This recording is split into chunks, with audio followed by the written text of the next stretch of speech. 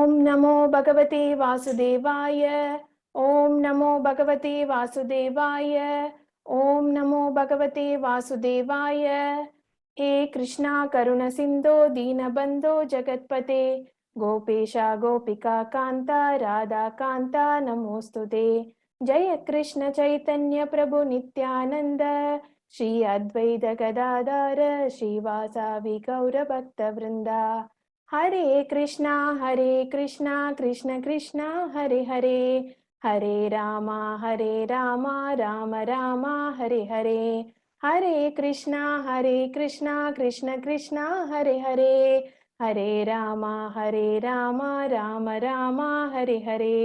हरे कृष्णा कृष्ण कृष्णा हरे हरे, हरे रामा राम राम हरे हरे. ஹரே கிருஷ்ணா. எல்லாருக்கும் 16வது அத்தியாயத்துல பகவான் சைத்தன்யரும் சனாதன கோஸ்வாமியும் பேசிக்கிற உரையாடல் பத்தி நம்ம பார்த்தோம். அதுல உங்களோட எல்லாரும் உங்க கூட எல்லாம் வந்து இந்த செஷன் கொடுக்கறதுக்கு எனக்கு வாய்ப்பு கிடைச்சது. அதே மாதிரி இன்னைக்கு வந்து ஒரு டிவைன் கான்வர்சேஷன் சொல்லுவோம் இல்லையா, அந்த மாதிரி ஒரு பெரிய வந்து அழகான ஒரு உரையாடல் யாருக்கும் நம்ம சைத்தன்ய மகாபிரபுவுக்கும் நம்ம ராமானந்தராயருக்குமான உரையாடல். நீங்க 27வது அத்தியாயத்துல ராமானந்தராயர் யாரு என்னங்கிற விவரங்கள்லாம் நேத்திக்கு பிரபுஜி சொல்லியிருப்பாரு, அதெல்லாம் நீங்க கேட்டிருப்பீங்க. ஸோ அதோட தொடர்ச்சியா இன்னைக்கு 28வது அத்தியாயத்துல நம்ம வந்து அவர்கள் மேலும் என்னென்னலாம் அவங்க உரையாடினாங்க அப்படிங்கிறத பத்தி நம்ம பார்க்க போறோம். அதுக்கு முன்னாடி நம்ம சிக்ஷாஷ்டகத்தோட 4வது பாடலை நம்ம இன்னைக்கு பார்க்க போறோம். நதனம் நஜனம் ந சுந்தரி கவிதாம் வா ஜகத் ஈஷகாமயே மம ஜன்மானி ஜன்மைஸ்வரே பவதாத் பக்திர் அஹைதுகி துவை அப்படிங்கிறது 4வது பாட்டு. இதுக்கான அர்த்தம் என்ன சொல்லியிருக்காருன்னா, O Almighty Lord, I have no desire to accumulate wealth. தனம்னா நம்மளுக்கு தெரியும் இல்லையா, செல்வம். nor do I desire beautiful women, அழகான பெண்களோ எனக்கு தேவையில்லை. nor do I want any number of followers, எனக்கு எந்த பக்தர்களோ இல்லை சேவை செய்யறதுக்காக யாருமோ எனக்கு தேவையில்லை. I only want your causeless devotional service, birth after birth. எத்தனை பிறவி நான் எடுத்தாலும் உனக்கே பக்தி தொண்டு செய்யணும் பகவானே அப்படின்னு இந்த 4வது பாட்டுல அவர் வந்து பிரார்த்தனை பண்ணிக்கிறாரு. இது ரொம்ப அழகா அமைஞ்சிருக்கு. அதுக்கப்புறம் நம்ம 27வது அத்தியாயத்துல நீங்க நேத்தி பார்த்திருப்பீங்க ராமானந்தராயர் யாரு அப்படிங்கறத. அவர் வந்து கவர்னர், நம்ம சவுத் இந்தியாவோட கவர்னரா இருந்தவர் அந்த காலத்துல. அப்ப வந்து சைத்தன்ய மகாபிரபு வந்து நம்ம தென் இந்தியாவுக்கு யாத்திரை வரும்பொழுது கோதாவரி நதிக்கரையில அவர்கள் சந்திச்சார்கள். அதுக்கப்புறம் அவர்களுக்கு மத்தியில வந்து உரையாடல் நடந்தது. நிறைய உயர்ந்த விஷயங்கள்லாம் வந்து அவங்க பகிர்ந்துக்கிட்டாங்க. ராமானந்தராயர் கிட்ட இருந்து பல விஷயங்களை வெளிக்கொண்டு வரதுக்காக சைத்தன்யர் வந்து பல கேள்விகளை வந்து அவர்கிட்ட கேட்கறதும் அதற்கு வந்து அவர் வந்து அழகா பதில் சொல்றதும் அந்த உரையாடல் ரொம்ப அழகா அமைஞ்சிருக்கு. 27வது அத்தியாயத்தை போலவே 28வது அத்தியாயத்துல ஒரு முக்கியமான கேள்வி வந்து 27வது அத்தியாயம் முடிகிற போது அவர் வந்து ஒரு கேள்வி கேட்கிறாரு. அந்த கேள்வி என்னன்னா, please quote some verses from the scripture about the ultimate goal of life for the human being. ஒரு மனித பிறவி எடுத்த ஒருத்தருக்கு அல்டிமேட் கோல், இறுதி இலக்கு, முக்கியமான இலக்கு, நம்ம வாழ்க்கைக்கான முக்கிய ஆதாரம், எதற்காக நம்ம இந்த பிறவி எடுத்திருக்கோம், அதுக்கு நீங்க வந்து நீங்க படிச்ச ஸ்கிரிப்சர்ஸ், அதாவது நீங்க எல்லா பலவிதமான கிரந்தங்கள்லாம் படிச்சிருப்பீங்க இல்லையா, அதுல இருந்து நீங்க ஏதாவது விஷயங்களை எனக்கு கிட்ட பகிர்ந்துக்கோங்க அப்படின்னு சைத்தன்ய மகாபிரபு கேட்கிறாரு. ராமானந்தராயருடைய அறிவுத்திறன் அது மட்டும் இல்லாம அவருடைய பக்தியை வெளிக்கொண்டு வரதுக்காக அவர் வந்து இந்த மாதிரி பல கேள்விகளை அவர்கிட்ட கேட்கறதும் ராமானந்தராயர் அதுக்கு பதில் சொல்றதும் இந்த 27வது அத்தியாயம் 28, 29 எல்லாத்துலயுமே தொடரும். ஸோ இப்ப இதுல வந்து ஒரு முக்கியமான கேள்வி கேட்டிருக்காரு 27வது அத்தியாயம் முடியும் போது. அதுக்கான பதில் ராமானந்தராயர் என்ன சொல்றாரு அப்படின்னா, a person who is sincere in his occupational duty will gradually develop the sense of God consciousness. அதாவது ஒருத்தர் தன்னுடைய கடமையை வந்து சரிவர ரொம்ப பக்தியோடு, அதாவது கடமையை சின்சியரா, அதுல கடமையில தவறாமல் ஒருத்தர் தன்னுடைய பணியை செய்யும்போது நிச்சயமே அவருக்கு வந்து கடவுளை நோக்கி போறதுக்கான பாதை புலப்படும் அப்படிங்கிறாரு. ஆனா அதுக்கு வந்து அவர் வந்து பல கிரந்தங்கள்ல இருந்து ரெஃபரன்சஸ் கொடுக்குறாரு. அதை வந்து சைத்தன்யர் வந்து அதுக்கு என்ன பதில் சொல்றாரு அப்படிங்கறத நம்ம போக போக பார்க்கலாம். இப்ப முதல்ல அவர் இந்த விஷயத்த சொல்லும் பொழுது என்ன சொல்றாருன்னா, இந்த நம்ம ஒரு கடமை, நம்மளுடைய கடமை, நமக்கு விதிக்கப்பட்ட கடமையை நம்ம செய்யணும் அப்படிங்கும் பொழுது அதை நம்ம நம்மளுடைய கடமை என்ன அப்படின்னா, அந்த காலத்துல நம்ம எல்லாரும் எல்லாத்துலயும் நம்ம படிச்சதுதான். 4 விதமான வர்ணங்கள் இருந்தது. சாரி, 4 விதமான வர்ணங்கள் இருந்தது. அது மட்டும் இல்லாம 4 விதமான ஆசிரமங்கள். அதாவது வர்ணம்ங்கிறது நம்ம செய்யற தொழிலுக்கு ஏத்த மாதிரி பிராமண, சத்திரிய, வைஷ்ய அண்ட் சூத்ர 4 விதமா பிரிச்சு இருக்காங்க. ஆசிரமம் அப்படிங்கிறது வந்து ஒரு மனித வாழ்க்கையோட 4 நிலைகள் இல்லையா? முதல்ல வந்து கல்வி, சிக்ஷை, அதுக்கப்புறம் பிரம்மச்சாரி, அதாவது சிக்ஷை முடிஞ்சு திருமணம் ஆகிறதுக்கு முன்னாடி இருக்கக்கூடிய நிலை. அதுக்கப்புறம் கிரகஸ்தனா தன்னுடைய கடமையை ஆற்றுறது. அதுக்கப்புறமா வந்து வானப்பிரஸ்தம், அதாவது தன்னுடைய கடமைகள்லாம் முடிஞ்சதுக்கு அப்புறம் வெறும் பக்தி தொண்டு. அதுக்கப்புறம் வந்து நிறைய அந்த காலத்துல சத்திரிய ராஜாக்கள்லாம் கூட வந்து காட்டுல போய் வாசம் செய்வாங்க. அவங்களுடைய ராஜ்யத்தை வந்து இளைய தலைமுறை, அடுத்த தலைமுறை கிட்ட கொடுத்துட்டு காட்டுல போய் தங்களுடைய வானப்பிரஸ்தம், அதாவது 4th ஸ்டேஜ் ஆஃப் லைஃப் வந்து அவங்க லீட் பண்ணுவாங்க. ஸோ இந்த மாதிரி இந்த வர்ணம் 4, தர்மம், ஆசிரமம் 4. ஸோ வர்ண ஆசிரம தர்மம் அப்படிங்கிற இந்த 8 விதமான விஷயங்களை வந்து ஒருவர் வந்து சரிவர அதை வந்து ஃபாலோ பண்ணும் பொழுது நிச்சயமா வந்து அது வந்து பகவானுக்கு திருப்தி அளிக்கக்கூடியதா இருக்கும். அதுதான் வந்து அவங்களுடைய லட்சியம் அப்படிங்கிற மாதிரி ராமானந்தராயர் வந்து 27வது அத்தியாயம் முடியும் போது விளக்கம் கொடுக்கிறாரு. அதுக்கு நம்ம சைத்தன்ய மகாபிரபு வந்து என்ன சொல்றாரு அப்படிங்கறத பார்க்கலாம். இப்போ வந்து அந்த விளக்கம் கொடுக்கும் பொழுது அவர் வந்து எதுல இருந்து ரெஃபரன்ஸ் சொல்றாரு அப்படின்னா, கர்ம மீமாம்சை அப்படிங்கிற பிலாசபர்ஸ், அதாவது கர்ம மீமாம்சை கோட்பாடுகள் அதை பத்தி அவர் சொல்றாரு.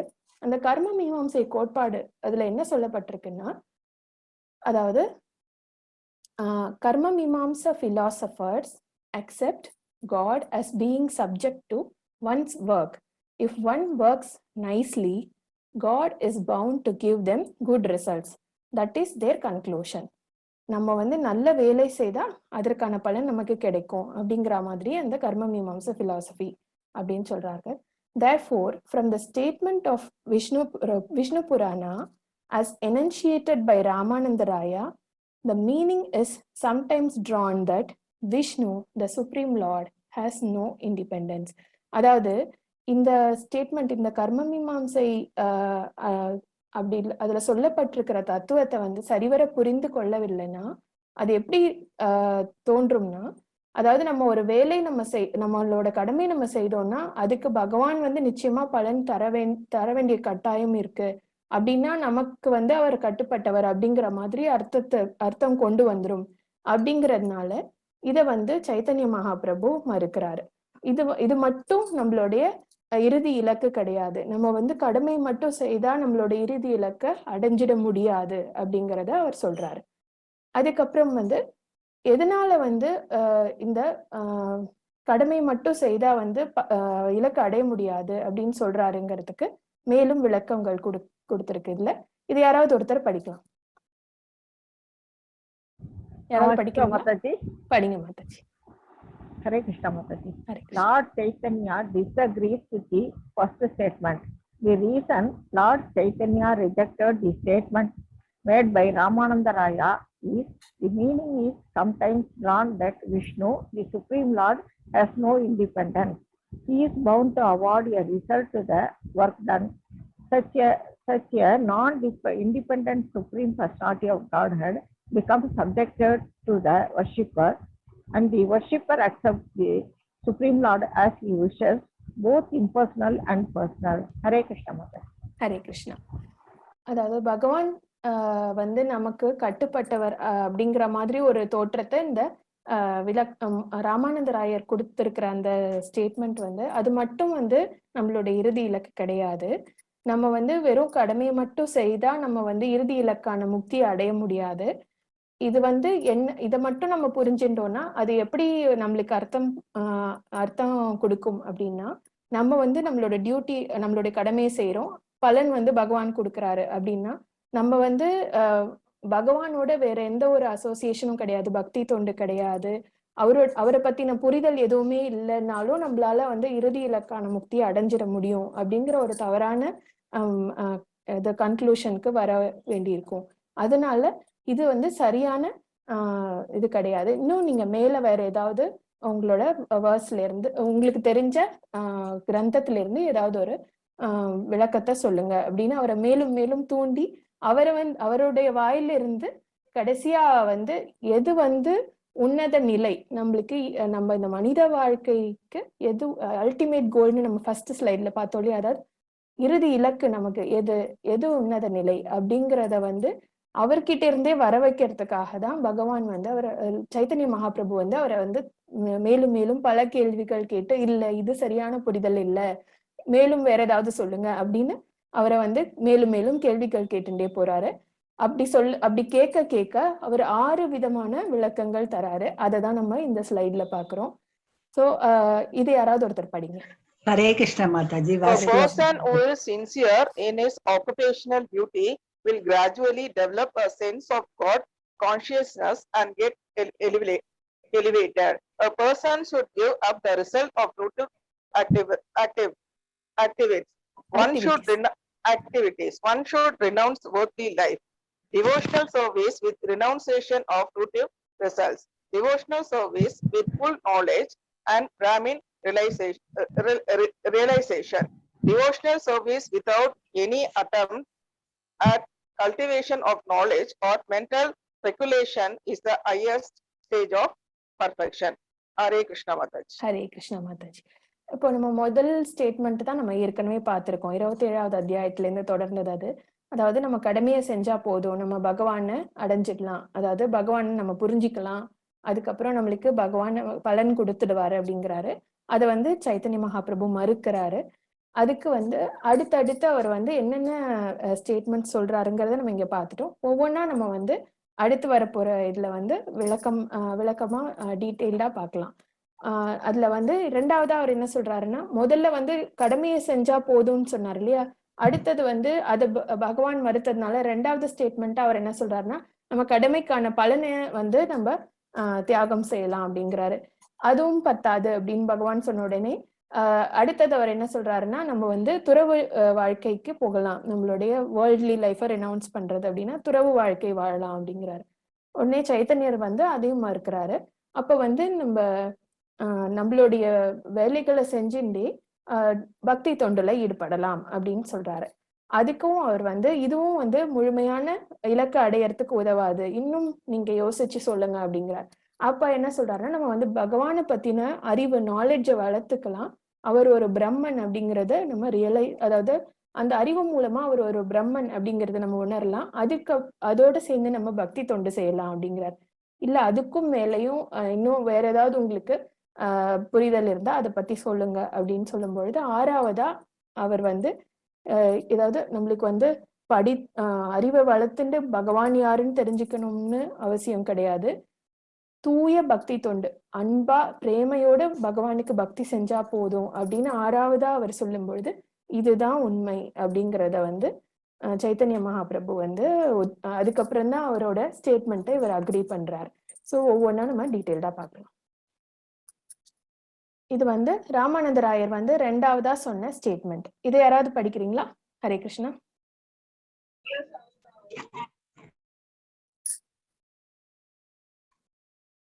நீங்க ஹேண்ட் ரைஸ் பண்ணி படிங்க Mataji. One and therefore he rejected it. He said, tell me if you know of something beyond this conception of the supreme absolute truth. Ramananda Raya understood the purpose of Lord Chaitanya. Therefore, Ramananda Raya stated that it is better to give up the result of fruitive activities.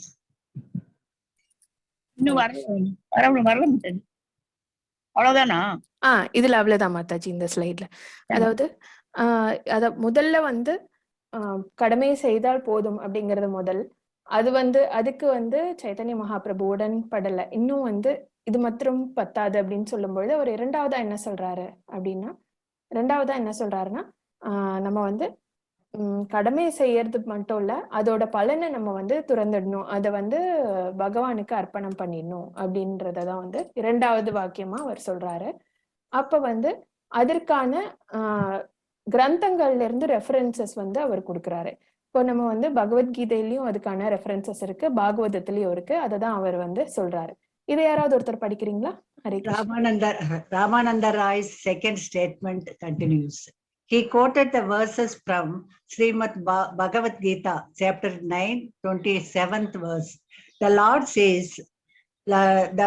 says there that whatever one does, whatever one eats, whatever one sacrifices, whatever one gives, or whatever austerity one undergoes for a certain achievement, everything should be dedicated to the service of the Supreme Lord.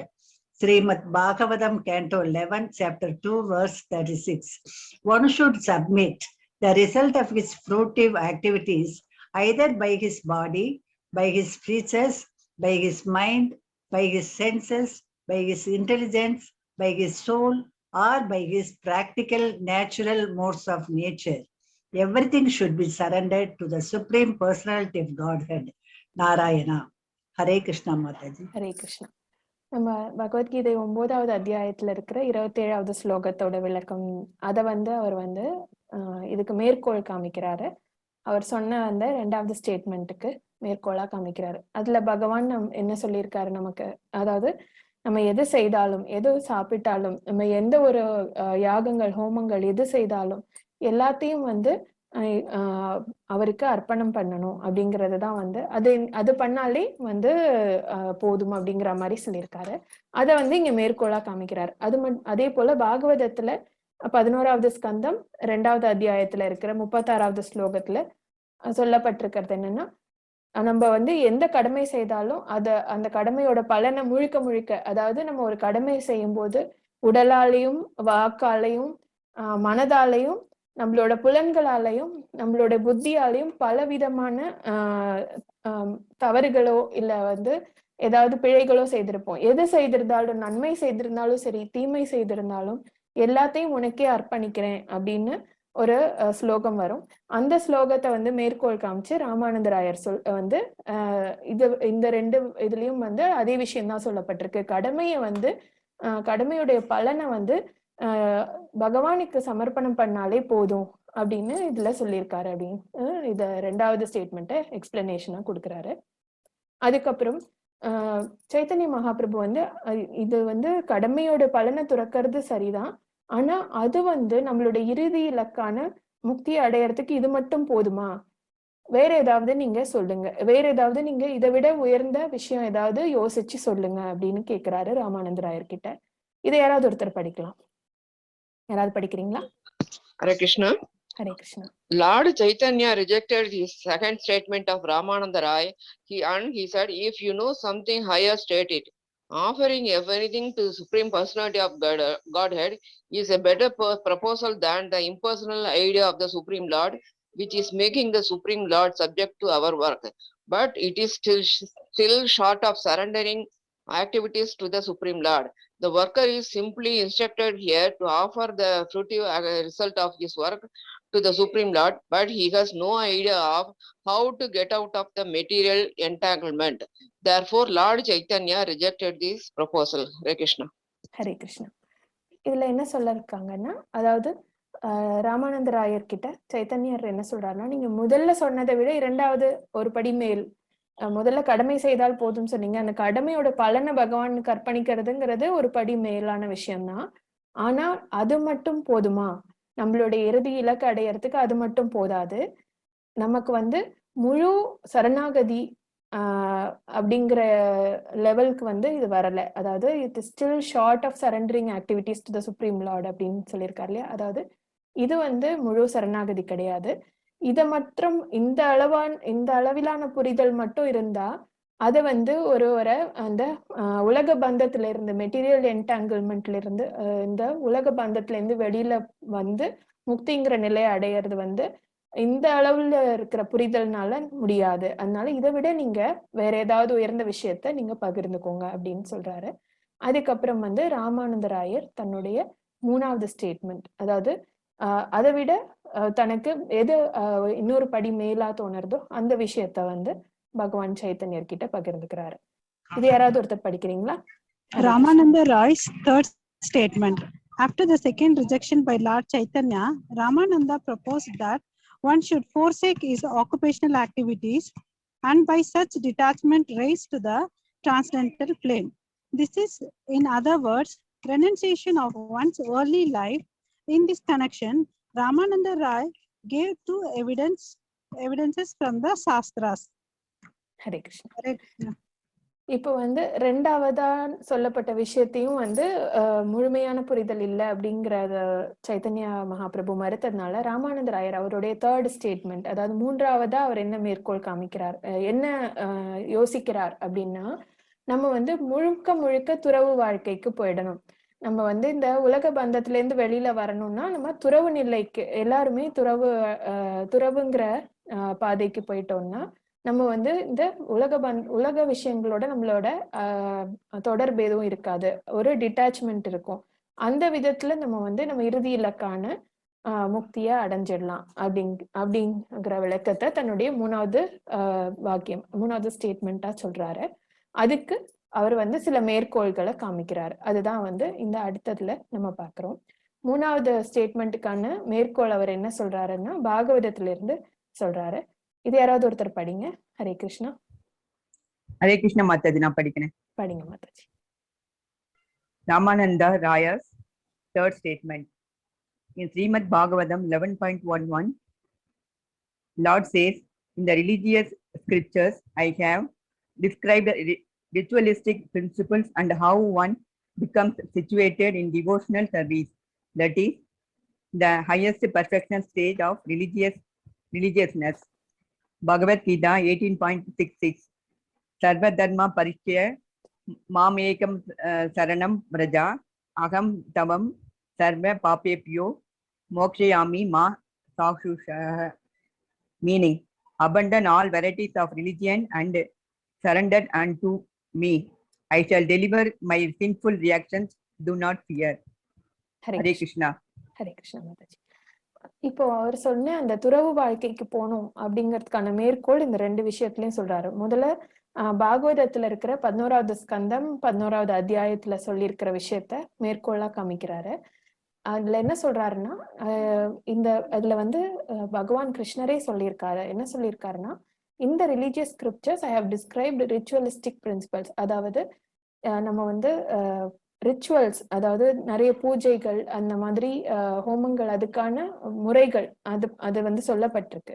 அதை வந்து நம்ம வந்து பக்தியோட செய்யும் பொழுது, அதை வந்து நம்ம அந்த கிரமப்படி அந்த ரூல்ஸ் படி செய்யும் பொழுது அது வந்து நம்மள வந்து ஹையஸ்ட் ஸ்டேஜ் ஆஃப் ரிலீஜியஸ்னஸ், மிக உயர்ந்த பக்தி நிலைக்கு கொண்டு போகுங்கிற மாதிரி சொல்லப்பட்டிருக்கு அப்படிங்கிறத மேற்கோளா காமிக்கிறாரு. அது மட்டும் இல்லாம பகவத்கீதையோட 18வது அத்தியாயத்துல நம்ம எல்லாருக்கும் ரொம்ப தெரிஞ்ச ஸ்லோகம் வந்து, சர்வ தர்மான் பரித்யஜ மாம் ஏகம் சரணம் விரஜ அகம் துவாம் சர்வ பாபேபியோ மோக்ஷயிஸ்யாமி மா சுச்சக. எல்லா விதமான ரிலீஜியன், அதாவது மதங்களையும் துறந்து என்கிட்ட முழுமையா சரணாகதி அடை, நான் வந்து உன்னை எல்லா பாபங்களிலிருந்தும் விடுவிக்கிறேன் அப்படின்னு பகவான் வந்து இதுல அர்ஜுனருக்கு சொல்றாரு. நம்ம எல்லாருக்கும் ஆன விஷயம்தான் இது. இத வந்து ராமானந்தராயர் வந்து மேற்கோளா காமிக்கிறாரு இந்த 3வது ஸ்டேட்மெண்ட் படி. இதற்கு சைத்தன்ய மகாபிரபு என்ன பதில் சொல்றாரு அப்படிங்கிறத நம்ம பார்க்க போறோம். அதுக்கு மட்டும் இல்லாம அவர் வந்து என்ன சொல்றாருன்னா, இப்ப இந்த ரிலீஜியஸ் பிரின்சிபல், அதாவது துறவு இப்ப இந்த எல்லாத்தையும் துறந்துட்டு என்ன முழுமையா சரணடைன்னு பகவான் சொன்னதை இவர் என்னவா புரிஞ்சுக்கிறாருன்னா துறவு வாழ்க்கை அப்படின்னு புரிஞ்சுக்கிறாரு ராமானந்தராயர். துறவு வாழ்க்கை மேற்கொள்றவங்கள்ல 2 வகையானவர்கள் இருக்கார்கள். ஒன்று வந்து நிர்வாணா, இன்னொன்னு பிரம்மன் எஃபல்ஜன்ஸ் அப்படின்னு சொல்லியிருக்காங்க. நிர்வாணா அப்படிங்கிறவங்க வந்து வெறும் வெறுமையை நோக்கி அவங்களுடைய அந்த மைண்டை வந்து எதுவுமே யோசிக்காம எந்த ஒரு சிந்தனையும் இல்லாம அவங்களுடைய முழுக்க அவங்களுடைய மெடிடேஷன் இருக்கும். அது வந்து நிர்வாணா அப்படிங்கிற வகைப்பட்டது. அடுத்தது பிரம்மன் எஃபல்ஜன்ஸ், பிரம்ம ஜோதியா பகவானை வந்து பாவிச்சு அதை நோக்கி தன்னுடைய முழு கவனத்தையும் செலுத்தி, நம்ம வந்து இந்த யோகா அஷ்டாங்க யோகா முறை பார்த்தோம் இல்லையா, கிட்டத்தட்ட அதே தான். ஸோ அந்த வகையா நம்ம வந்து முழுக்க தவம் இருந்து பகவானை நோக்கி தவம் இருந்து நம்மளுடைய துறவு வாழ்க்கையை மேற்கொள்ளலாம். அதுல இந்த 2 வகையான பிலாசபி இருக்கு அப்படின்னு சொல்றாரு. அதுக்கப்புறம் வந்து இதுல மேலும் என்ன சொல்லியிருக்காங்கன்னா, they cannot conceive that they can reach beyond or that there is a spiritual sky with Vaikunta planets. இந்த 2 வகையில என்ன நமக்கு டிராபேக், அதாவது என்ன, ஏன் வந்து இது 2 முழுமை அடையாது அப்படின்னா, நம்ம ஏற்கனவே நிறைய இதுல படிச்சதுதான்.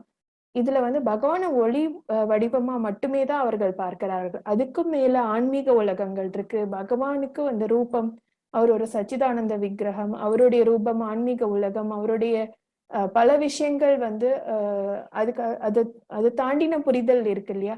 அதுக்குதான் நம்ம வந்து இந்த சூரிய ஒளி, சூரியனோட டிஸ்க், அந்த எக்ஸாம்பிள் நம்ம பிரபுபாதர் சொல்லியிருப்பாரு. அதே மாதிரி பகவானை வந்து வெறும் ஒரு ஒளி அப்படிங்கிற ஒரு நிலையோட, அந்த புரிதலோட நம்ம நின்னுட்டோம்னாக்கா, பகவானுடைய உண்மையான ஸ்வரூபம், அவருடைய ஆன்மீக உலகம், அவருடைய ஆன்மீக லீலைகள், அதெல்லாம் நமக்கு வந்து அந்த புரிதல்லாம் இல்லைன்னா அத வந்து நம்மளுடைய அந்த முக்தி கூட, அந்த லிபரேஷன் கூட முழுமை அடையாது. அததான் வந்து அடுத்தது சைத்தன்ய மகாபிரபு அந்த காரணத்தினாலதான் இதையும் வந்து நிச்சயமா மறுப்பாரு அப்படிங்கறத இதுல பார்க்க போறோம் நம்ம. இது யாராவது ஒருத்தர் படிக்கலாம். ஹரே கிருஷ்ணா. மாதாஜி, நான் படிக்கட்டுங்களா? படிங்க Mataji. Lord Chaitanya rejects third proposal. Lord Chaitanya rejected Ramananda Roy's third proposal. Lord Chaitanya wanted to demonstrate that simple renunciation is not sufficient. There must be positive engagement. Without positive engagement, the highest professional stage cannot be attained. Hare Krishna. Hare Krishna. இப்போ வந்து நம்ம இந்த 2 வகை பார்த்தோம், nirvana, இன்னொன்னு வந்து பிரம்மன் effulgence. எந்த ஒரு பகவானை பத்தி எந்த ஒரு புரிதலும் இல்லாம வெறுமையா ஒரு விஷயத்தை நோக்கி நம்மளுடைய கவனத்தை எடுத்துன்னு போய் மெடிடேட் பண்றதுங்கிறது ரொம்ப கஷ்டம். அது மட்டும் இல்லாம நம்ம ஒளி வடிவத்துல பகவானை நினைச்சாலுமே நம்மளால வந்து நம்மளுடைய கவனத்தை முழுக்க அதுல செலுத்தி நம்ம வந்து முக்திக்கான பாதையை நோக்கி முன்னேறது ரொம்ப கடினமான பாதை இல்லையா. நம்ம எல்லாருக்கும் தெரிஞ்ச விஷயம் தான் அது. அதனால இந்த மாதிரி நம்ம ஒரு முயற்சி மேற்கொள்ளும் போது அது சுலபமானது மட்டும் சுலபம் இல்லாம இருக்கிறதோட இல்லாம அது வந்து ஒரு பாசிட்டிவ் என்கேஜ்மெண்ட், பகவானுடனான நம்மளுடைய அந்த ஆன்மீக பந்தம் அப்படிங்கிறது வந்து இந்த நிலையில நமக்கு கிடைக்காது. ஏன்னா நம்ம வந்து உண்மையான பிரேம பக்தி பண்ணும் பொழுதுதான் அது வந்து நம்மளால அனுபவிக்க முடியும். அத வந்து ராமானந்த ராயருடைய அவர் மூலமாவே இந்த விஷயத்தை வெளிக்கொண்டு வர்றதுக்காக சைத்தன்ய மகாபிரபு வந்து அவர் சொல்ல ஒவ்வொரு விஷயத்தையும் மறுத்துட்டே வராரு. அதனால இப்ப வந்து இந்த 3வது ஸ்டேட்மெண்டான அந்த முழுக்க துறவு வாழ்க்கைக்கு போயிடணும் அப்படிங்கிறதையும் இத வந்து காரணமா சொல்லி அவர் வந்து மறுத்துடுறாரு. இது வந்து முழுமையான புரிதல் இல்லை அப்படின்னு சொல்லி அதை மறுத்துடுறாரு. அடுத்தது இதுக்கப்புறம் ராமானந்த ராயர் 4வதா ஒரு விஷயத்த சொல்றாரு. இது யாராவது படிக்கிறீங்களா? ஹரே கிருஷ்ணா. படிங்க. Devotional service and renunciation of fruitive results from one's work. Bhagavad Gita 18.54 sloka. Brahma bhuta prasannatma na sochati na kanchati samba sarveshu bhudeshu mad bhaktim labhate param, meaning one who is thus transcendentally situated at once realizes the supreme Brahman and becomes fully joyful. He never laments or desires to have anything. He is equally disposed towards every living entity. In that state, he attains pure devotional service unto me. Hare Krishna Prabhuji. Hare Krishna. இதுல இந்த 4வதா ஒரு statement Ramananda Rayar என்ன சொல்றாருன்னா, நம்ம வந்து 2வதா அவர் சொன்னது நம்மளுடைய கடமை செய்யும் பொழுது அதுக்கான பலனை வந்து தியாகம் பண்ணணும். அது மட்டும் இல்லாம இங்க பக்தி தொண்டுலயும் ஈடுபடணும். நம்ம கடமையை செய்துட்டு அந்த பலனை எதிர்பார்க்காது பக்தி தொண்டுல ஈடுபடணும். இதை வந்து அவர் 4வது ஸ்டேட்மெண்டா சொல்றார். அந்த மாதிரி நம்ம கடமைக்கான பலனை எதிர்பார்க்காம நம்ம ஒரு வேலையை செய்து கொண்டே இருக்கும் பொழுது என்ன ஆகும்னா, நமக்கு வந்து எந்த விதமான ஒரு எதிர்பார்ப்பு கம்மியாயிட்டே போகும். நான் இந்த செயலை செய்து முடிச்சுட்டு இதுக்கான பலன் எப்ப கிடைக்கும் அப்படிங்கிற எதிர்பார்ப்பு இல்லாம நம்ம அதை வந்து இயல்பா செய்து கொண்டே போகும்பொழுது என்ன ஆகுதுன்னா, நமக்கு வந்து அது மேல இருக்கக்கூடிய அந்த எதிர்பார்ப்பு அது வந்து கம்மியாயிட்டே போகும். அந்த சமயத்துல வந்து நமக்கு அதுவே ஒரு திருப்தியை கொடுக்கும். அது மட்டும் இல்லாம கொஞ்சம் கொஞ்சமா நம்ம பக்தி தொண்டுல ஈடுபட ஆரம்பிக்கும் பொழுது நம்ம வந்து எதா இருந்தாலும் கடவுள் பார்த்துப்பார் அப்படிங்கிற ஒரு மனநிலைக்கு வந்துருவோம். எந்த ஒரு கஷ்டம் வந்தாலும் நம்ம வந்து அதை நினைச்சு ரொம்ப வருத்தப்பட மாட்டோம். ரொம்ப சந்தோஷமான விஷயம் நடந்தாலும் அதை நினைச்சு ரொம்ப வந்து உற்சாகம் அடையாம இயல்பா இருக்கக்கூடிய மனநிலை நமக்கு வந்துரும். அது மட்டும் இல்லாம எல்லாரையும் சமமா பார்க்கக்கூடிய மனநிலை வந்துரும் அப்படிங்கிறது இந்த ஸ்டேட்மெண்ட்ல வந்து ராமானந்தராயர் சொல்றாரு. அதற்கான மேற்கோளா இந்த 18வது அத்தியாயத்துல இருக்கிற 54வது ஸ்லோகத்தை அவர் வந்து அவருக்கு வந்து சைத்தன்ய மகாபிரபுக்கு அதாவது எடுத்துக்காட்டி இதை சொல்றாரு. இதுல என்ன சொல்றாருன்னா, இந்த மாதிரி டிரான்சென்டென்டல் அதாவது ஆழ்நிலை யோசனைக்கு போறவர்கள் வந்து எப்பவுமே வந்து மகிழ்ச்சியா இருப்பாங்க. எந்த ஒரு கவலையோ வருத்தமோ இல்லாம அவங்க வந்து ரொம்ப சந்தோஷமா இருப்பார்கள் அப்படிங்கறது வந்து இதுல சொல்லியிருக்காங்க. அதாவது டிரான்சென்டென்டலி சிச்சுவேட்டட் அப்படின்னா அவங்க வந்து ஆழ்நிலையில வந்து எந்தவித எதிர்பார்ப்போ எந்தவித கிளேசம் கவலை எதுவுமே இல்லாம அவர்கள் இருப்பாங்க. அப்ப வந்து அதுவே வந்து பிரம்மன் ரியலைசேஷனுக்கு அவங்க கொஞ்சம் கொஞ்சமா போறாங்க அப்படிங்கிறது இதுல இருந்து தெரியுது அப்படின்னு இதுல சொல்லியிருக்காங்க. இதுக்கு நம்ம சைத்தன்ய மகாபிரபு என்ன சொல்றாரு அப்படின்னு பார்க்கலாம். அதையும் வந்து அவர் வந்து ஒப்புக்கொள்ளலை. ஏன்னா இது வந்து முழுமையான அல்டிமேட் கோல் இல்ல அப்படின்னு அவர் சொல்றாரு. இதை யாராவது ஒருத்தர் படிங்க. Ramananda Raya's 5th statement. Lord Chaitanya again rejected this 4th proposal because in that stage of simply renouncing material results in devotional service, there is no realization of the spiritual world and the spiritual activities. Ramananda Raya's first suggested devotional service with renunciation of fruitive results from one's work, statement 4. But better than that is the stage of life in devotional service with full knowledge and Brahman realization, statement 5. Thank you, Mathaji. Hare Krishna, Prabhuji. இப்போ வந்து 4வது statement படி அவர் என்ன சொன்னாருன்னா, நம்ம வந்து பலனை எதிர்பார்க்காம கடமையை செய்து கொண்டே நம்ம பக்தி தொண்டிலையும் கொஞ்சம் கொஞ்சமா ஈடுபட ஆரம்பிச்சோம்னா நம்ம வந்து பிரம்மன் ரியலைசேஷனை நோக்கி போலாம் அப்படின்னு ராமானந்தராயர் சொல்றாரு.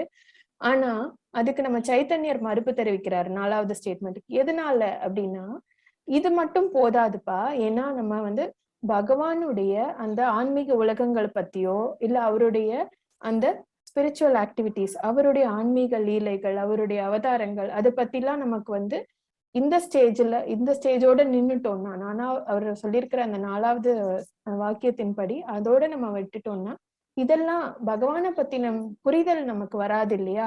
அப்படி வரும்பொழுதுதான் நமக்கு இன்னும் வந்து அவர் மேல ஒரு ஈர்ப்பு, ஒரு பக்தி, அதாவது அனன்ய பக்தி, எந்த ஒரு எதிர்பார்ப்பும் இல்லாத பக்தி வரும் அப்படிங்கிறத வந்து இவர்கிட்ட இருந்து வர வைக்கிறதுக்காக அதையும் மறுத்துடுறாரு சைத்தன்ய மகாபிரபு.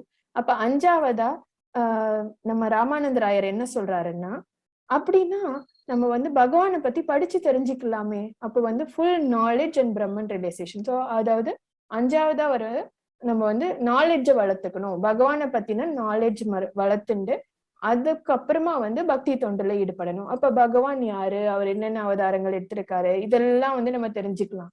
அந்த மாதிரி நம்ம அறிவை வளர்த்துட்டே போனோம் அப்படின்னு 5வது ஸ்டேட்மெண்ட். மாதாஜி வாசிங்க மாதாஜி.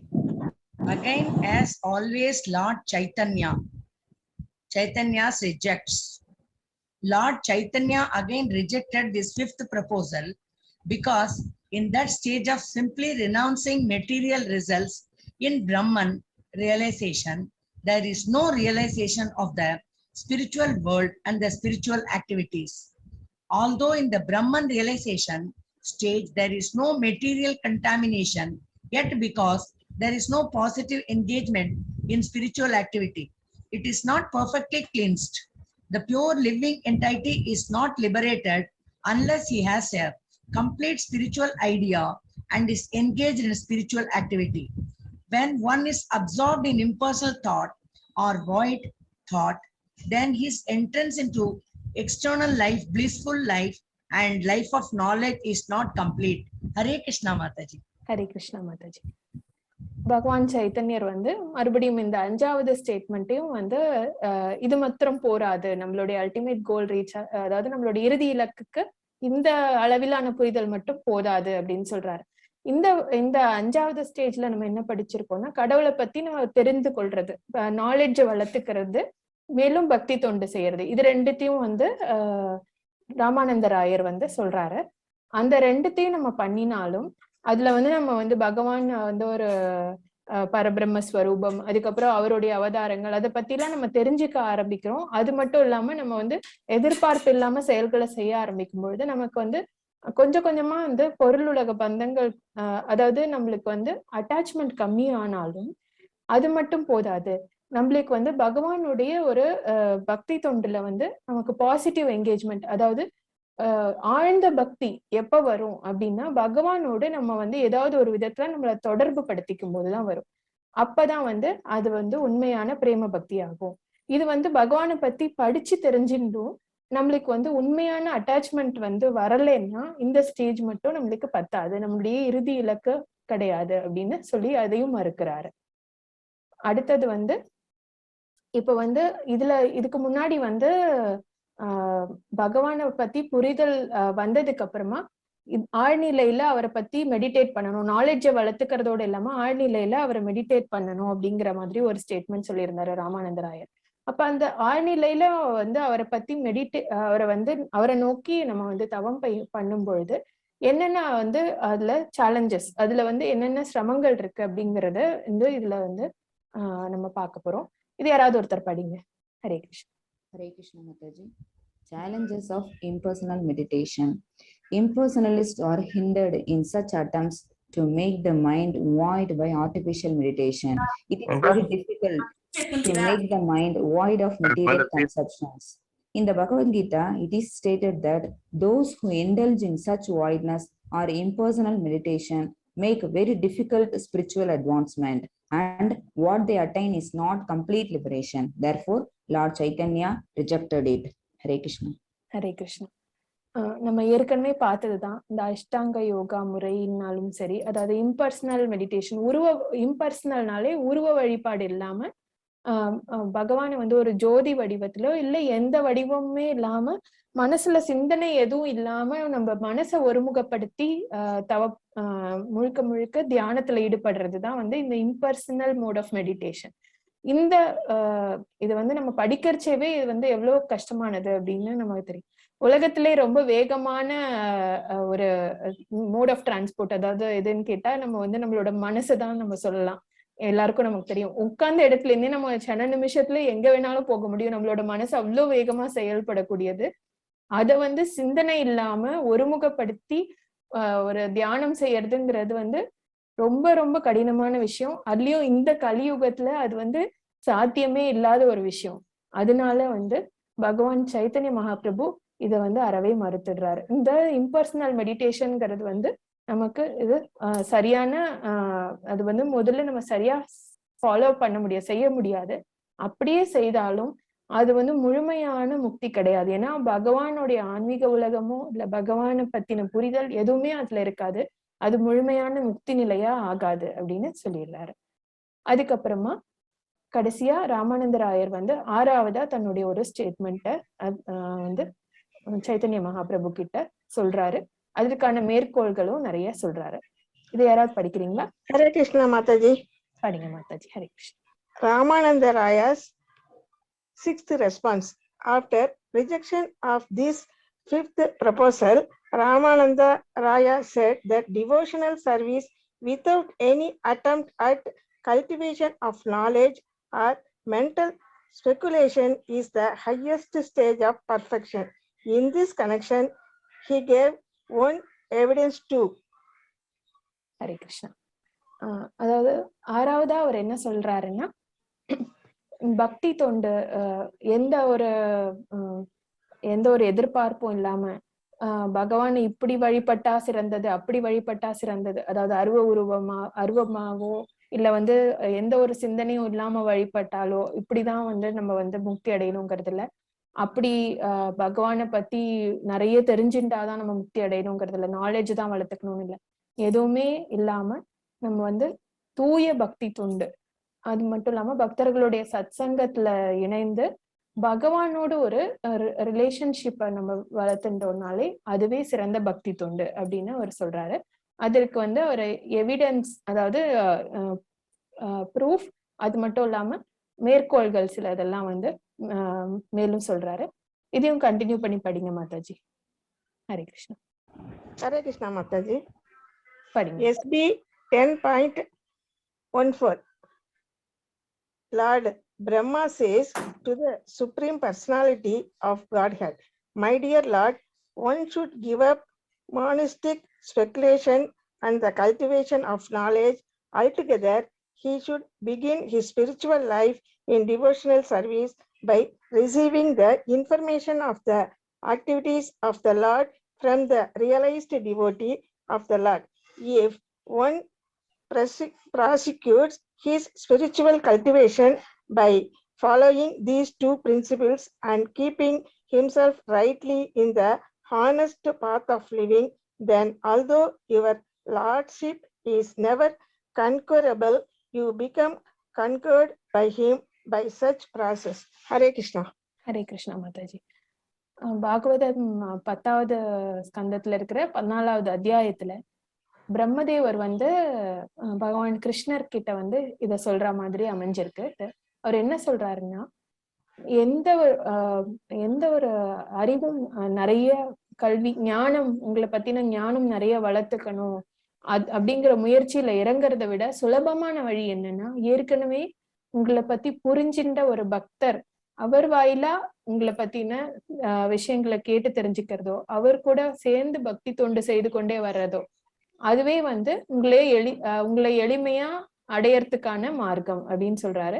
அதாவது பக்தி தொண்டு செய்யணும், அது மட்டும் இல்லாம ஏற்கனவே பகவானை பத்தின புரிதல் இருக்கக்கூடிய ஒருத்தரோட சேர்ந்து அவங்கள வந்து ஃபாலோ பண்ணி அவங்கள கிட்ட இருந்து எப்படி வந்து பகவானை வழிபடுறது, எப்படி வந்து நம்ம வந்து பகவான் எப்படிப்பட்டவர் அப்படிங்கிற விஷயங்கள் எல்லாம் அவர்கள் கிட்ட இருந்து நம்ம கத்துண்டு தெரிஞ்சுக்கும் பொழுது நம்மளுக்கு வந்து முக்திக்கான வழி ரொம்ப சுலபம் அப்படின்னு சொல்லியிருக்காரு. அப்படி புரிதல் இருக்கவங்க யாருன்னா நம்ம குருமார்கள் தான்.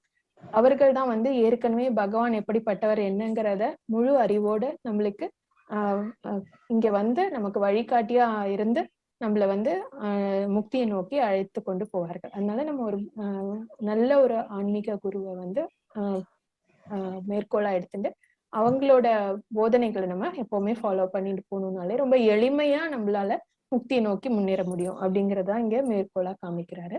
பக்தர்களோட சத்சங்கத்துல இணைஞ்சி நம்ம வந்து டிவோஷனல் சர்வீஸ் பண்றதும் வந்து நம்மள வந்து எளிமையா வந்து பக்தி பாதையில கொண்டு போகும், எதிர்பார்ப்பு இல்லாத பிரேம பக்தியை கொண்டு போகும். அதுவும் இல்லாம நம்ம வந்து ரொம்ப கடினமான பயிற்சிகளா இருக்கக்கூடிய மத்த 5 விஷயங்கள் அவர் சொன்னார் இல்லையா, அதெல்லாம் ரொம்ப கடினமான விஷயம். அதை விட இது வந்து ரொம்ப சுலபமானதும் கூட, நம்ம வந்து எல்லாராலையும் செய்யக்கூடியதாகவும் அமைஞ்சிருக்கு அப்படின்றதுதான் வந்து இது 6வது ஸ்டேட்மெண்ட். இதுதான் வந்து சைத்தன்ய மகாபிரபு முதல்ல இருந்தே ராமானந்த ராயர்கிட்ட இருந்து எதிர்பார்த்துட்டே வராரு. அத சொல்ற வரைக்கும் அவர் வந்து மறுப்பு தெரிவிச்சுட்டே வராரு. இத சொன்னதுக்கு அப்புறமா எஸ் திஸ் இஸ் ரைட் அப்படிங்கறது அவர் வந்து சொல்லி அது வந்து ஏத்துக்கொள்றாரு. யாராவது ஒருத்தர் படிக்கிறீங்களா? ஹரே கிருஷ்ணா. ஹரே கிருஷ்ணா மாதாஜி. நான் படிக்கட்டுமா? படிங்க Mataji. Lord Chaitanya agrees. When this prescription was presented by Ramananda Raya to Lord Chaitanya, the Lord at once said, "Yes, this is right." In other words, the mission of Lord Chaitanya is as follows.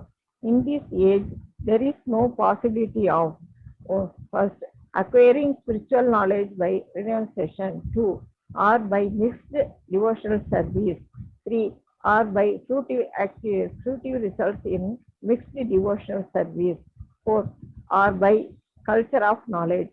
Because the people are not so advanced, and in fact most of them are fallen, and because there is no time to elevate them in general process, the best thing the Lord Chaitanya prescribed it is to let them remain the weather of whatever condition they are in, but let them be engaged in hearing about the activities of the Lord. Such messages should be received by oral reception from realized souls. By this principles, a person may live in whatever condition he is in and still make progress in spiritual advancement. He will advance surely and certainly, so much so that he will be a fully realized soul of the Supreme Personality of Godhead. Hare Krishna Mathaji. Hare Krishna Mataji. முதல்ல ராமானந்த ராயர் சொன்ன அந்த 5 விதமான ஸ்டேட்மெண்ட்டையும் சைத்தன்ய மகாபிரபு மறுத்ததுக்கு காரணம் என்னன்னா, இந்த கலியுகத்துல அதெல்லாம் சாத்தியம் இல்லை அப்படிங்கிறத அவர் நல்லா புரிஞ்சு வச்சிருந்தாரு. கலியுகத்துல நமக்கு சிறந்த எளிமையான பக்தி மார்க்கம் எது அப்படிங்கிறத புரிய வச்சு நமக்கு வழிகாட்டுறதுக்காகவே வந்தவர் நம்ம சைத்தன்ய மகாபிரபு. அவர் ஏற்கனவே நம்ம சனாதன கோஸ்வாமிக்கும் இதே மாதிரி அவர் விளக்கங்கள் கொடுத்தாரு, அதை நம்ம பார்த்தோம். அதே போல இப்ப ராமானந்த ராயருக்கும் இந்த புரிதலை ஏற்படுத்துறதுக்காக அவர்கிட்டே பல கேள்விகள் கேட்டு அவர் சொல்ற விஷயங்கள் எல்லாம் இல்ல, இதை விட மேன்மையான விஷயம் இருக்கு அப்படிங்கிறத அவர் மூலமாவே வெளிக்கொண்டு வரதுக்காக இந்த உரையாடல் நடத்தி இப்ப இதுல சைத்தன்ய மகாபிரபு இதுதான் சரியான மார்க்கம். ஏன்னா இந்த யுகத்துல எல்லாராலையும் துறவு நிலைக்கு போக முடியாது. நிறைய படிச்சு பகவானை பத்தி தெரிஞ்சுக்கிறதுங்கிறது நடக்காத விஷயம். ஏன்னா நம்ம கடமைகளே நமக்கு நிறைய நம்ம அதுலயே நிறைய கவனம் செலுத்த வேண்டிய சூழ்நிலையில இருப்பார்கள் எல்லாரும். அதனால இதை விட சுலபமா பகவானை பத்தின விஷயங்களை நல்ல ஒரு ஆன்மீகத்துல அட்வான்ஸ் ஆகி, அதாவது ஆன்மீகத்துல ரொம்ப சிறப்பா விளங்குற ஒருத்தர் மூலமாக செவி வழியா ஓரல் ரிசப்ஷன் போட்டிருக்கு இல்லையா, செவி வழியா தொடர்ந்து நம்ம கேட்டுட்டே வரதும், அவர்களோட சேர்ந்து நம்ம பக்தி தொண்டு முடிஞ்ச அளவுல சின்ன பக்தி தொண்டு செய்யறதும், நம்மளுடைய நாம சங்கீர்த்தனம், நம்மளுடைய மகாமந்திர ஜபம் பண்றதும் ரொம்ப சுலபமா எளிமையா நம்மளுக்கு முக்திக்கான மார்க்கத்தை ரொம்ப அழகா சைத்தன்ய மகாபிரபு காண்பிக்கிறாரு. இத ராமானந்த ராயருக்கும் எளிமையா புரிய வைக்கிறதுக்காக அவர்கிட்டயே பல கேள்விகளை கேட்டு அவர் மூலமாவே இந்த பதில வெளியில கொண்டு வந்துடுறாரு. அதுதான்.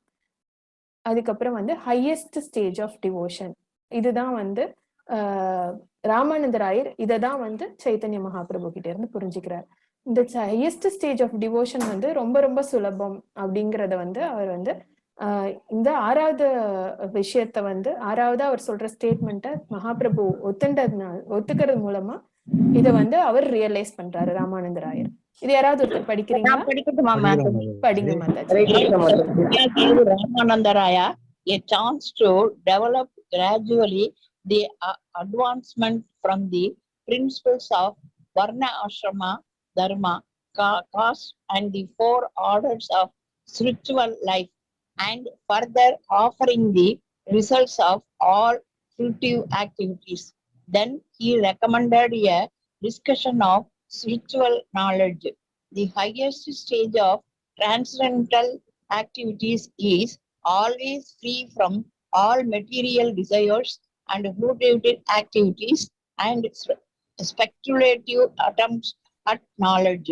The highest stage concentrates on a simple, favorable execution of pure devotion. அது வரைக்கும் அவ்வளவுதான் இருக்கு மாதாஜி. ஹரே கிருஷ்ணா. ஹரே கிருஷ்ணா. இப்ப கொஞ்சம் கொஞ்சமா அவர் ராமானந்த ராயரை முதல்ல வர்ணாசிரம தர்மத்தை கடைபிடிச்சா போரும்னு சொன்னவர் கொஞ்சம் கொஞ்சமா அவர் புரிய வச்சு அவர் ஹையஸ்ட் ஸ்டேஜ் ஆஃப் டிவோஷன் என்னன்னா வெறும் எளிமையான பகவானை தன்னுடைய பகவானோட ஒரு பந்தத்தை ஏற்படுத்திட்டு எளிமையா அவர்கிட்ட ஆத்மார்த்தமா செய்யக்கூடிய பக்தியே நம்மளுக்கு மிக மிக உயர்ந்தது. பகவானுடைய பந்தத்தை ஏற்படுத்திக்கிறது எப்படி? அவரு நல்லா புரிஞ்சின்ற ஒரு டிவோட்டி, அந்த மாதிரி இருக்கக்கூடிய அவரோட சத் சங்கத்துல தொடர்ந்து அவர்கள் மூலமா நம்ம செவி வழியா பகவானை பத்தின விஷயங்களை கேட்கறதும், மகாமந்திர ஜபம் பண்றதுமே வந்து ரொம்ப எளிமையா நம்மள ஹையஸ்ட் ஸ்டேஜ் ஆஃப் டிவோஷனுக்கு கொண்டு போயிடும் அப்படிங்கறது வந்து ராமானந்தராயர் புரிஞ்சுட்டாரு சைத்தன்ய மகாபிரபு சொன்னதுல இருந்து. அதுக்கப்புறமா மேலும் வந்து எதுக்காக அவர் மத்த விஷயங்கள் எல்லாமும் வந்து நம்மளுக்கு கிரந்தங்கள்ல சொல்லப்பட்டிருந்தாலும் அதெல்லாம் வந்து எதற்காக வந்து அவர் மறுத்தாரு அப்படிங்கிறத வந்து மேலும் அவர் யோசிச்சு பார்த்து புரிஞ்சுக்கிறாரு. இது யாராவது ஒருத்தர் படிக்கிறீங்களா? Hare Krishna. Lord Chaitanya rejected all of this because in the field of executing pure devotional service, there is very little use of such principles. Artificial methods of devotional service without self-realization cannot be accepted as pure devotional service. Self-realized pure devotional service is completely different from all other kinds of transcendental activities. The highest stage of transcendental activities is always free from all material desires and fruitless activities and speculating attempts at knowledge. The highest stage concentrates on a simple, favorable execution of pure devotional service. Thank you, Mathaji. Hare Krishna Mataji. மற்ற விஷயங்கள் எல்லாம் சைத்தன்ய மகாபிரபு எதற்காக மறுத்தார் அப்படின்னு ராமானந்தராயர் யோசிச்சு பார்க்கும்போது அவருக்கு வந்து தெளிவா விளங்குறது.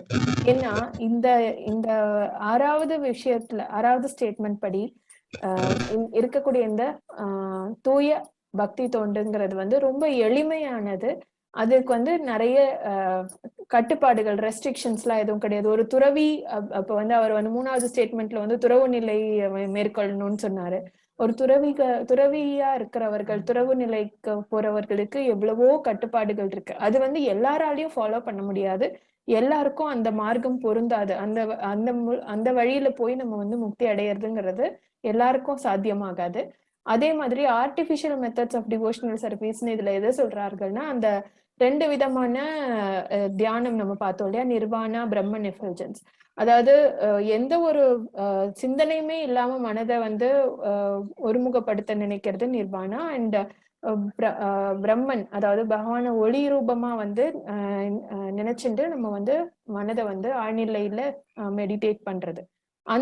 அதெல்லாமும் வந்து இந்த யுகத்தை பொறுத்த வரைக்கும் நம்மளுக்கு வந்து கொஞ்சம் கடினமான பாதை. அதனால வந்து அது வந்து ஆர்டிபிஷியல் அப்படிங்கிற மாதிரி பகவான் சொல்றார். அது வந்து மற்ற யுகங்களுக்கு வந்து அது சாத்தியமாகலாம். ஆனா இந்த கலியுகத்தை பொறுத்த வரைக்கும் நமக்கு அது சாத்தியம் இல்லாத விஷயமா தான் படுறது.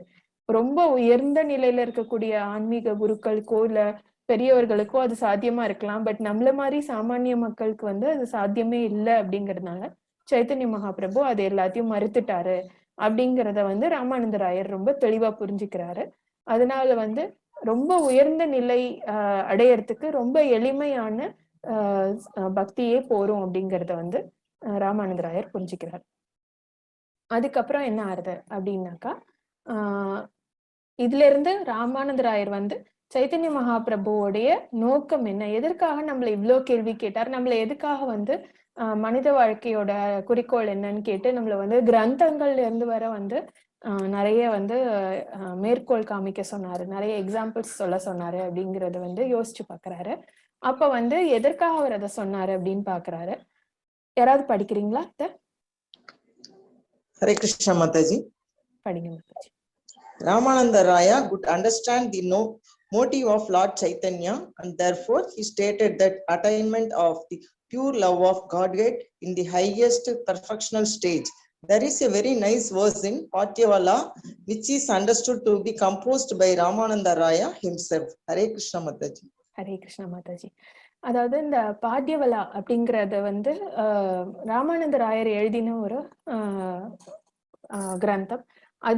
அதுல வந்து இப்ப சைத்தன்ய மகாபிரபுவோட நோக்கம் என்னங்கிறத புரிஞ்சுட்டு அது வந்து நம்ம வந்து அந்த பகவான் கிட்ட ஒரு தூய அன்பை எப்படி நம்ம செலுத்தணும் அப்படிங்கறத வந்து அதுல வந்து அவர் விளக்கி இருக்காரு. அந்த பாட்யவலா அப்படிங்கிற அந்த வேர்ஸ்ல இருந்து அவரே வந்து எக்ஸாம்பிள் வந்து கோட் பண்றாரு.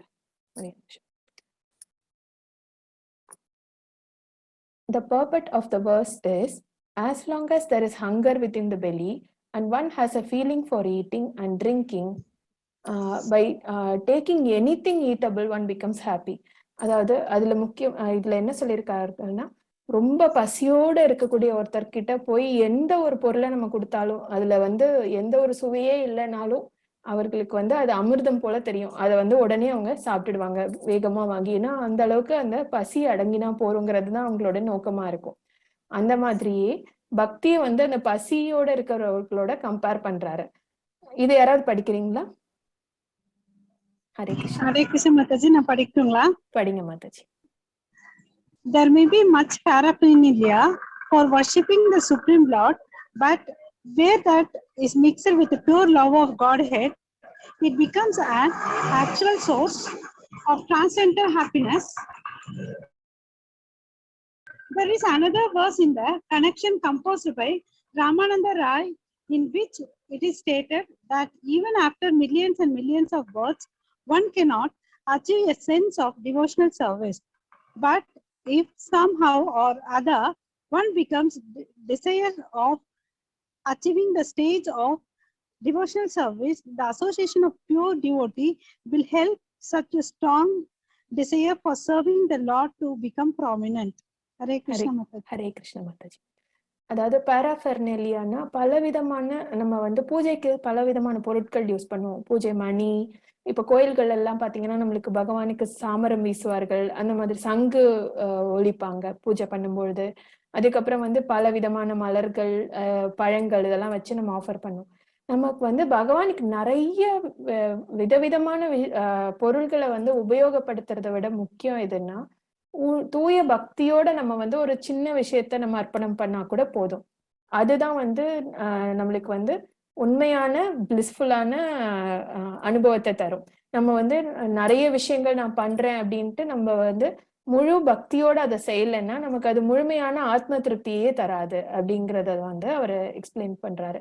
அதாவது ஒரு பசியோட இருக்கிறவர் சாப்பிட்டாருன்னா எப்படி அவருக்கு முழு கவனமும் சாப்பாடு மேல இருக்குமோ, அது போல நம்ம பக்தி செய்யும்போது நம்ம எத்தனை விதமான பூக்கள் யூஸ் பண்றோம், எவ்வளவு பழங்கள் யூஸ் பண்றோம், எப்படிலாம் நம்ம விஸ்தாரமா பூஜை பண்றோங்கிறது முக்கியம் இல்ல. நம்ம எதை எளிமையா ஒரு சின்ன பூவோ ஒரு பழமோ யூஸ் பண்ணா கூட நம்ம வந்து ஆத்மார்த்தமா அதை பண்றதுதான் முக்கியம் அப்படிங்கறத வந்து இவர் வந்து புரிஞ்சுக்கிறாரு. அதுதான் வந்து ஹையஸ்ட் ஸ்டேஜ் ஆஃப் டிவோஷன் அப்படிங்கறது புரிஞ்சுக்கிறாரு. இந்த ஒரு ரொம்ப ஒரு ஆத்மார்த்தமான இந்த பக்தி செய்யக்கூடிய நிலையை வந்து ஒருத்தர் வந்து அந்த நிலைக்கு ஒருத்தர் வர்றது வந்து ரொம்ப கஷ்டம். அதுக்கு வந்து millions and millions of birth அப்படிங்கிறாரு. அதாவது பலவிதமான பல ஆயிரக்கணக்கான லட்சக்கணக்கான பிறவிகள் எடுத்தா கூட அதை அட்டைன் பண்றது ரொம்ப கஷ்டம். ஆனா அதை ஈஸியா எப்படி நம்ம வந்து அட்டைன் பண்ணலாம் அப்படின்னா, ஒரு பியோர் டிவோட்டி, அதாவது ஒரு நல்ல குரு, அவர் வந்து அவர்கிட்ட நம்மள அசோசியேஷன் நமக்கு ஏற்படும் பொழுது அவர் செய்யக்கூடிய விஷயங்களை நம்ம ஃபாலோ பண்ணும் பொழுது ஆட்டோமேட்டிக்கா, அதாவது நம்மளுக்கு ரொம்ப சுலபமா அந்த ஆத்மார்த்த பக்தி, பிரேம பக்திங்கிறது எளிமையா சித்திக்கும் அப்படின்றது வந்து அவர் வந்து இதுல சொல்லியிருக்காரு. ராமானந்த ராயர் வந்து அதை எக்ஸ்பிளைன் பண்றாரு. அதுக்கப்புறம் வந்து லவ் ஆஃப் காட் ஹெட் அப்படின்னா என்னன்னு அவர் வந்து அதுல மேலும் அவரோட அந்த புக்ல எக்ஸ்பிளைன் பண்ணியிருக்காரு. யாராவது இதை படிங்க. Hare Krishna. Hare Krishna Mataji. படிங்க Mataji. Love of Godhead. Ramananda Raya has described first the regulative principles and secondly developed love of Godhead. Lord Chaitanya wanted to bring him up to the stage of developed love of Godhead and to speak from that basis. If love of Godhead becomes elevated to personal affinity, that is called Prema Bhakti. In the beginning of Prema Bhakti, there is establishment of a particular relationship between the Supreme Lord and the devotee. But when the stage of Prema Bhakti develops further, there is manifested in different transcendental flavors a relationship with the Supreme Lord. Hare Krishna Mataji. Hare Krishna Mataji. Ramananda Rayar வந்து முதல்ல வந்து regulative principles, அதாவது நம்ம கடைபிடிக்க வேண்டிய ஒழுங்குமுறைகள், அதை பத்தி எல்லாம் வந்து எழுதியிருக்காரு. அதுக்கப்புறமா வந்து எப்படி வந்து நம்ம பகவானை நோக்கி நான் அந்த பிரேம பக்தி, அதாவது ஆழ்ந்த நிலை பக்தியை வந்து எப்படி வந்து வளர்த்துக்கிறது அப்படிங்கறது புரிஞ்சுக்கிறாரு. சைத்தன்ய மகாபிரபு சொல்ல அவருடைய உந்துதல் மூலமா இவர் வந்து அதை புரிஞ்சுக்கிறாரு. சைத்தன்ய மகாபிரபு வந்து இன்னும் ஒரு மேன்மையான நிலைக்கு கொண்டு வரணும் அப்படிங்கிறதுக்காக வந்து இந்த கேள்வியை கேட்டு அவர் மூலமா பதில வரவழைச்சு அவரை வந்து இன்னும் ஒரு எலிவேட்டட், இன்னும் ஒரு உயர்ந்த ஸ்டேஜான பிரேம பக்தி, அதாவது தன்னலமற்ற தூய பக்திங்கிறத விட பிரேம பக்திங்கிறது நம்ம முன்னாடி சொன்ன மாதிரி பகவானோட ஏதோ ஒரு விதத்துல நம்ம தொடர்பை ஏற்படுத்திக்கிறது. அதை வந்து பிரேம பக்தி அப்படின்னு சொல்லி நமக்கு எல்லாருக்கும் தெரியும். ஸோ அந்த பிரேம பக்தியில வந்து ஏதோ ஒரு விதத்துல வந்து பகவானை நம்ம வந்து நம்மளோட ரிலேட் பண்ணிக்கிறோம். நம்ம எல்லாருக்குமே ஏதோ ஒரு விதத்துல ஒரு பந்தம் இருக்கும் பொழுது ஒருவர்கிட்ட வந்து இயல்பா வந்து நமக்கு அட்டாச்மெண்ட் அதிகமா வரும். இப்ப நம்ம எல்லாருக்குமே எந்த குழந்தைய பார்த்தாலும் நமக்கு பிடிக்கும். ஆனா நம்ம குழந்தைன்னா நமக்கு இன்னும் ஒரு அது மேல ஒரு அட்டாச்மெண்ட், ரொம்ப ஒரு அன்பு எல்லாமே வந்து அதிகமா இருக்கும் நம்ம வீட்டுல இருக்கக்கூடிய குழந்தைன்னா. அதே மாதிரி பகவான் நம்மளுடையவர், நம்மளோட ஏதோ ஒரு விதத்துல என்னுடைய நண்பன், எனக்கு மாஸ்டர், அதாவது என்னுடைய முதலாளி, அந்த மாதிரி ஏதோ ஒரு விதத்துல பகவானோட ஒரு தொடர்பை நம்ம ஏற்படுத்திக்கும் போது இயல்பாவே நம்மளோட பக்தி வந்து இன்னும் மேம்படும், இன்னும் வந்து அது ஹையஸ்ட் ஸ்டேஜுக்கு போகும் அப்படிங்கிறது தான் வந்து இதுல வந்து சைத்தன்ய மகாபிரபு வந்து விளக்குறாரு. இது வந்து ராமானந்தராயருக்கு அவர் வந்து புரிய வைக்கிறாரு பிரேம பக்திங்கிறத.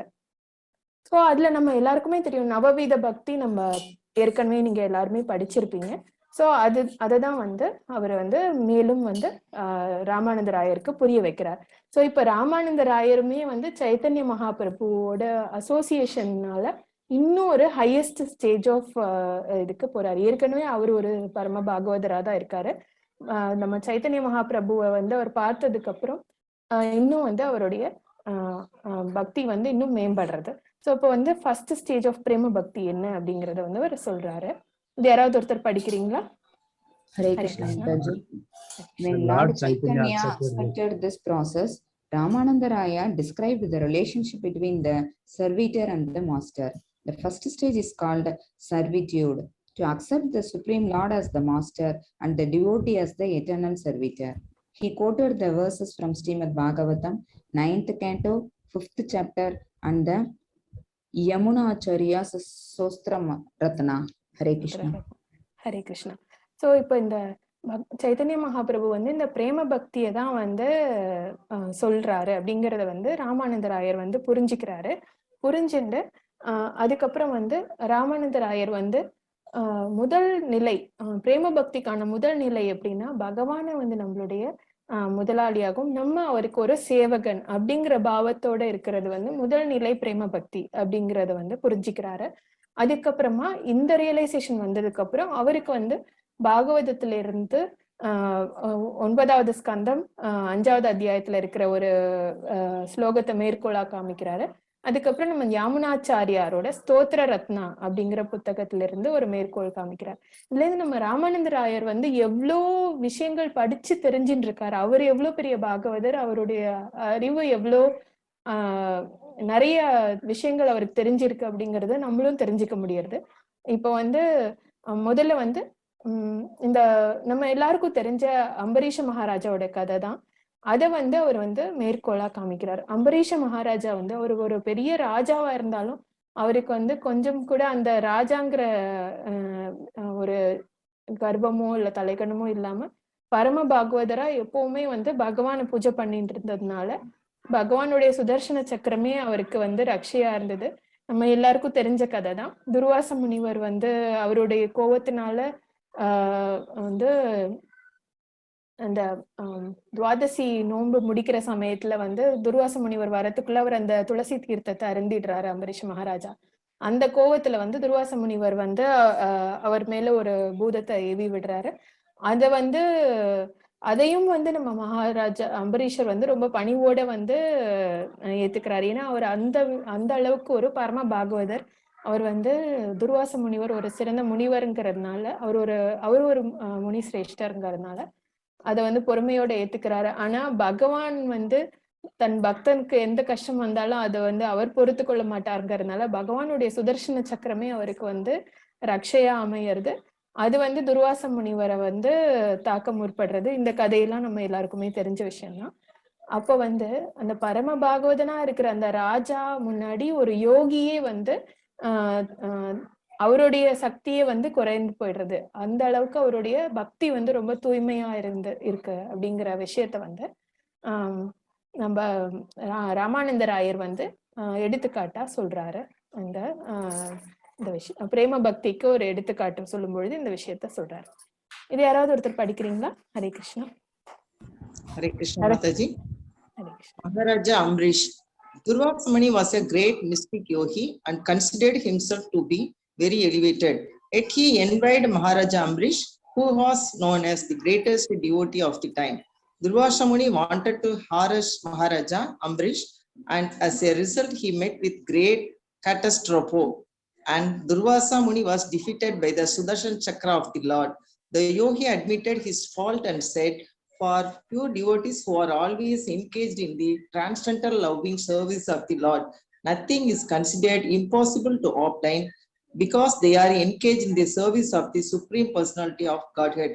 Hearing his name is sufficient of liberation. Hare Krishna Mathaji. Hare Krishna Mataji.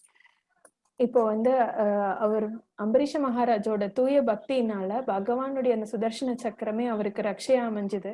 அவர் எதுவுமே பண்ணல. துர்வாச முனிவரோட அந்த கோபத்தை வந்து அவர் அப்படியே ஏத்துக்கிறாரு. ஆனாலும் சுதர்சன சக்கரம் வந்து அதை தடுத்து பரம பாகவதரா இருக்கிற அம்பரீஷ மகாராஜாவை வந்து காப்பாத்துறது. அந்த வந்து துர்வாச முனிவர் வந்து அந்த இடத்துல அவர் வந்து தவறு செய்தவராயிடுறாரு. அவருக்கு வந்து அது எதிரா அமைஞ்சிடுறது. அதுக்கப்புறம் தான் அவர் வந்து அம்பரீஷ மகாராஜாவுடைய பக்தி எப்பேற்பட்ட பாகவதர் அப்படிங்கறத புரிஞ்சுக்கிறாரு. இந்த கதை நம்ம எல்லாருக்கும் தெரிஞ்சது. இத வந்து ராமானந்தர் ஆயர் வந்து எடுத்துக்காட்டா சொல்றாரு. அதுக்கப்புறம் நம்ம யாமுனாச்சாரியாரை பத்தி வந்து அவர் வந்து சொல்றாரு. யாமுனாச்சாரியார் வந்து நம்ம வந்து ஸ்ரீ ஆளவந்தார் அப்படின்னும் நம்ம வந்து அவருக்கு இன்னொரு நாமம் உண்டு. அவர் வந்து ஸ்தோத்திர ரத்னா அப்படிங்கிற கிரந்தத்துல வந்து சொல்லியிருக்கிற விஷயத்தை தான் வந்து இவர் வந்து இந்த இடத்துல மேற்கோள் காமிக்கிறாரு. இது யாராவது ஒருத்தர் படிக்கிறீங்களா? Hare Krishna. Hare Krishna Mathaji. Hare Krishna Mataji. Yamunacharya has composed various verses in his book Sostra Ratna. In this Sostra Ratna, Yamunacharya writes a nice verse, the purport of which is as follows. My Lord, persons who are keeping themselves independent of your service are helpless. They are working on their own account and they have no support from superior authority. Therefore, I long for the time when I shall be fully engaged in your transcendental loving service without any desire for material satisfaction or hovering over the mental plan. When I shall be engaged in such unalloyed devotion service, I shall enjoy actual spiritual life. Hare Krishna Mataji. Hare Krishna Mataji. Yamunacharyar அவர் ஒரு சிறந்த ஆச்சாரியன் அவரே சொல்றாரு. என்ன சொல்லியிருக்காருன்னா, அவருடைய ஸ்தோத்திர ரத்னால வந்து இந்த மாதிரி பொருளுலக விஷயங்களை நோக்கி ஓடின்னு இருக்கவங்களை பார்த்து அவர் வந்து பரிதாபப்படுறாரு.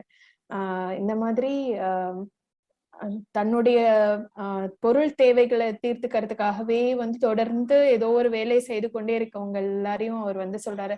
அவர்கள் எல்லாரும் வந்து ரொம்ப உங்களோட கடாட்சம் அவர்களுக்கு இல்லவே இல்லை, அதனால வந்து அவர்கள் வந்து ரொம்ப கஷ்ட நிலையில இருக்காங்க. அந்த மாதிரி இல்லாம முழுக்க முழுக்க உங்களோட பக்தியில இருக்கிற நேரம் தான் வந்து உண்மையான சந்தோஷத்தை கொடுக்கும் அப்படிங்கறது அவங்களுக்கு புரியல. என்னை பொறுத்த வரைக்கும் எப்பொழுதும் நான் உங்களோட ஆழ்நிலை பக்தி, உங்களோட முழுக்க முழுக்க உங்களுடைய பக்தியிலேயே வந்து ஈடுபட்டு இருக்கணும். அப்பதான் வந்து என்னுடைய இந்த துறவு வாழ்க்கையை கூட நான் வந்து சந்தோஷமா ஏத்துக்க முடியும் அப்படின்னு ஸ்தோத்திர ரத்னால யாமுனாச்சாரியர் வந்து சொன்ன விஷயத்த நம்ம ராமானந்தர் ஆயர் வந்து மேற்கோளா காமிக்கிறாரு. ஸோ அதுக்கப்புறம் வந்து இதே வந்து இதோட 28வது அத்தியாயம் முடியறது. இதுக்கப்புறமும் மேலும் 29வது அத்தியாயத்திலையும் வந்து அவர்களுடைய அந்த அழகான அந்த கான்வர்சேஷன், சைத்தன்ய மகாபிரபு மேலும் பல விஷயங்களை கேட்கறதும் ராமானந்தர் ஆயர் அதுக்கான பதில சொல்றதும் அந்த கான்வர்சேஷன் கண்டினியூ ஆகுது. இதோட வந்து 28வது அத்தியாயம் முடியாது. மறுபடியும் இந்த சத் சங்கத்துல கலந்துட்டு உங்க எல்லாரோடையும் இந்த விஷயத்த வந்து பகிர்ந்துக்க முடிஞ்சதுக்கு வந்து எனக்கு ரொம்ப சந்தோஷமா இருக்கு. என்னோட பகவானுக்கும் குருக்களுக்கும் இந்த பிரசன்டேஷன்ல வந்து ஹெல்ப் பண்ண பார்கவி மாதாஜிக்கும் கிருஷ்ணா பிரபுஜிக்கும் நன்றி.